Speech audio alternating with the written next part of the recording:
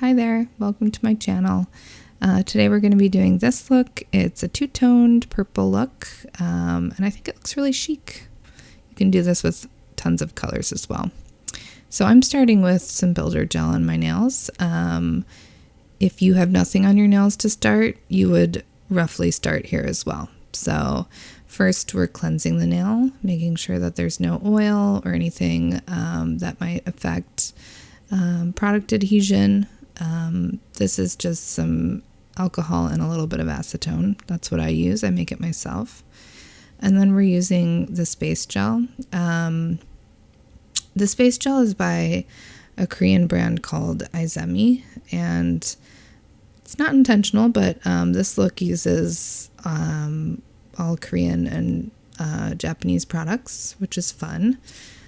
I have kind of been venturing into them myself, and I find that Korean gels in particular just have really interesting colors and really interesting formulations. I have been really enjoying them. So yes, just putting down a base here, and then we'll go ahead and do a full cure when we're done.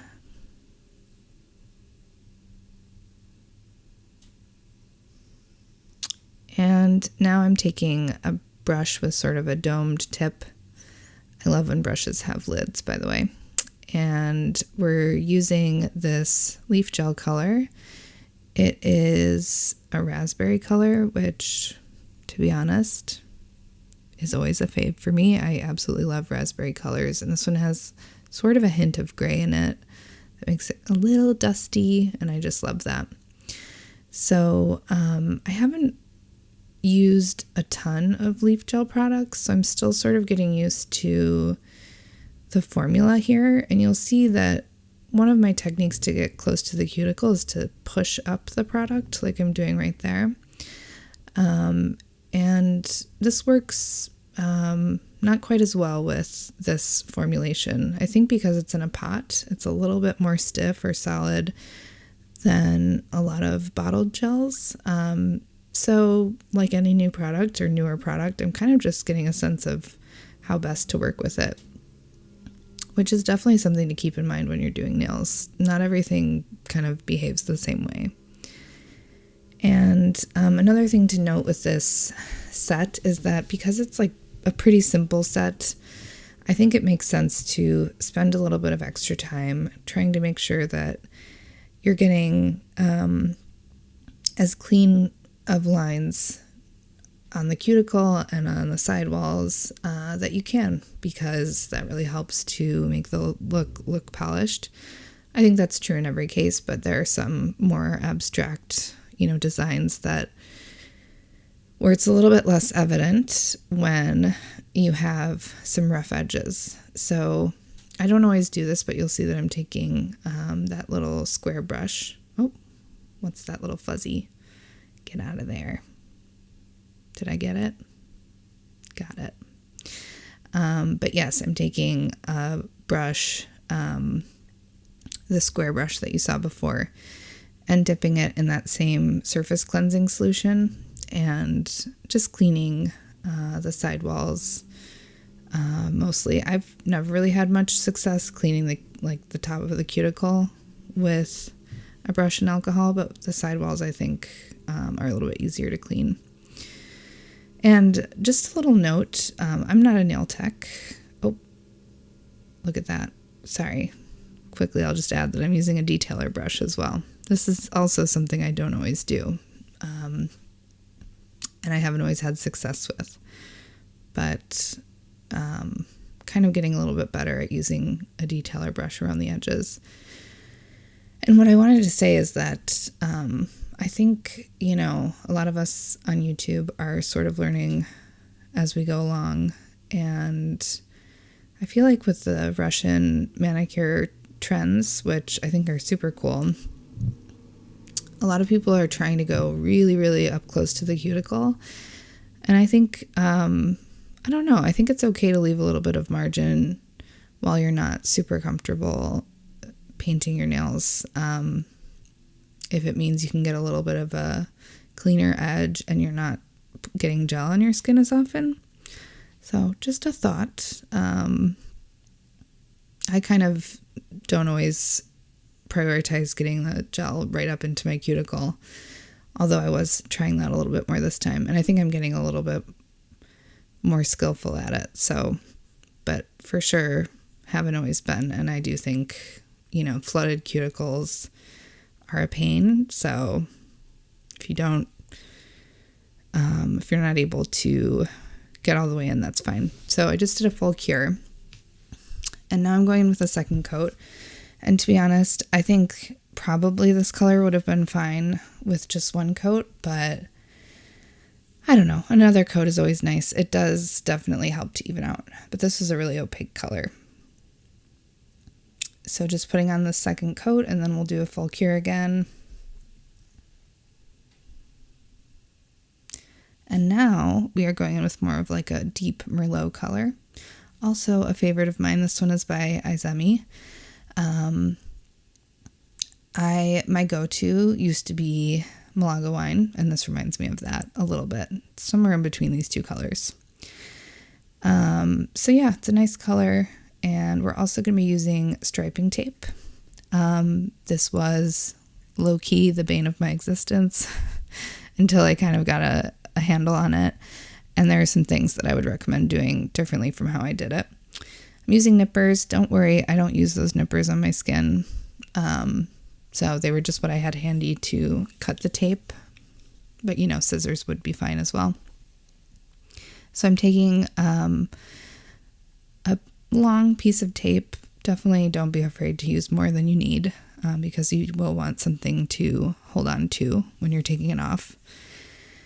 And I already did the first two nails, and I'm skipping to the second because, as mentioned, there was a learning curve with this, which I did consider leaving in for comedic value, but I decided not to. I'll just tell you about it.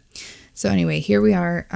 We're trying to put this tape down on the nail, and you're kind of laying it down lightly at first to see if you can get it in the right position, and then adhering it more if it's in the right spot. And you do want to get a pretty good seal, because if it's not really sealed to the nail, oh, look how happy I am. The first two were really a struggle. But if it's not really sealed to the nail, then the polish can kind of get under the tape, and you don't want that.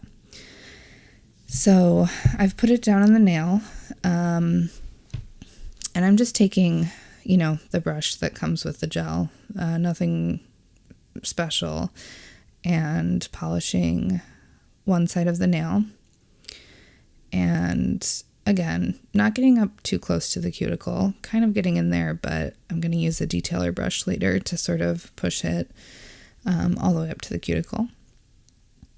And some cleaning is required. So again, using the surface cleanser on that brush. Looks like I got a little bit over the tape. That happens. Just cleaning it up. And then you won't cure this with the tape on, because then it wouldn't come off. So, oh, there it is. There's the tape. Bane of my existence. I'll tell you in a second why.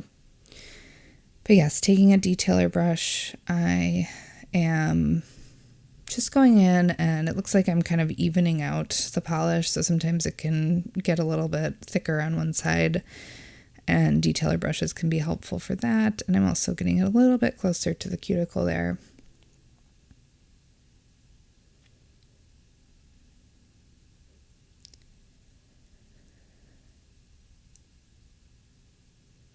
Nice. Okay, we're taking it off. And there you have a pretty clean line. It's not perfect. I think I do go and clean it up a little bit. Yes, I do.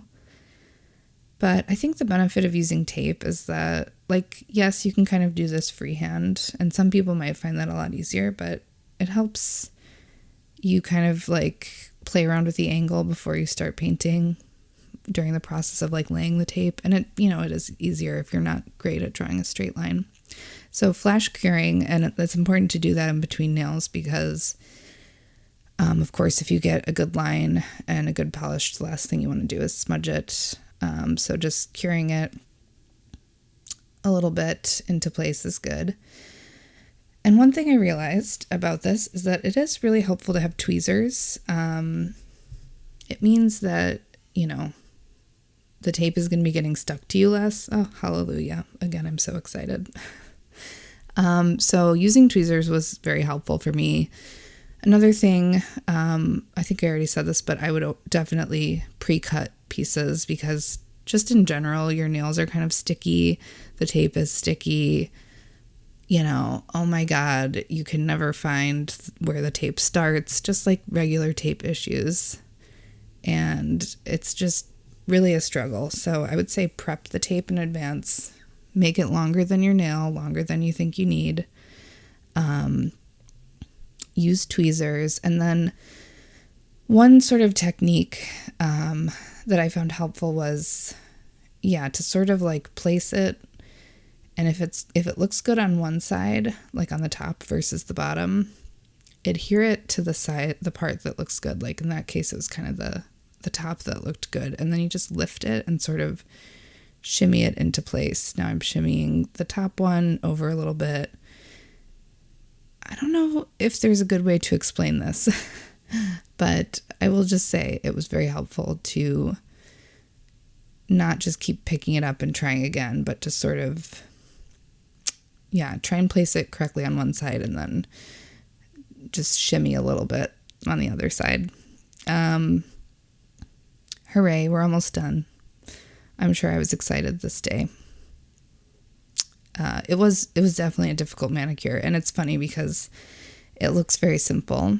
And in a lot of ways it is. I think this is very beginner friendly, but it was just a day full of struggle. And you'll see actually that I don't remember if I left it in or not, but I do go back and do a second coat on these, and I don't actually use the striping tape the second time around. I used a detail brush. I think once you have that line laid down, for me, it was not going to be worth it to go back in with striping tape. I just sort of, did as clean a job outlining the darker color and then cleaned up with that, with the surface cleanser on the brush.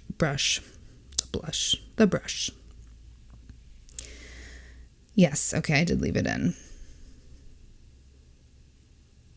So I actually went in with the regular brush. And I guess technically you could do this if you feel confident. You could just go right in with, the detail brush and try and get a good line. I do think, even though the tape was the bane of my existence, that it was useful enough that I would use it again. Now with the insight I have, which I'm so happy to share with you. But yes, just going in and getting another even coat. I will say too, I'm definitely in the market for some art gels. Art gels typically only require one coat. They're meant to be painted with. And this would be nice with art gels if you didn't have to go in with another coat. And I probably could have gotten away with just one coat. Again, with the Izemi deeper polish as well. But I did go back in and use one. And it wasn't that hard or anything. I think it worked out well. So we're all done with that. And we're going to go in for a full cure. And then one of the best parts, we're going to go in with top coat. So here I have two top coats. They're kind of the same. They're the same brand. But one is a light top coat, or low, I think is what it's called.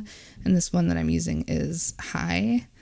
It's a thicker top coat, as you can very well see, I think. And because there are, 2 layers of colored gel on one side and 4 layers of colored gel on another side, because of the way we stacked the polish, this thicker gel helps to really level out any bumpiness or,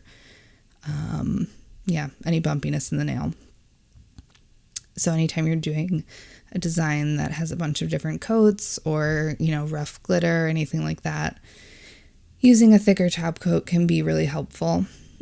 So that's what I'm doing here. There wasn't a huge, demarcation between the two colors, but I decided to use it anyway. I really do like this top coat.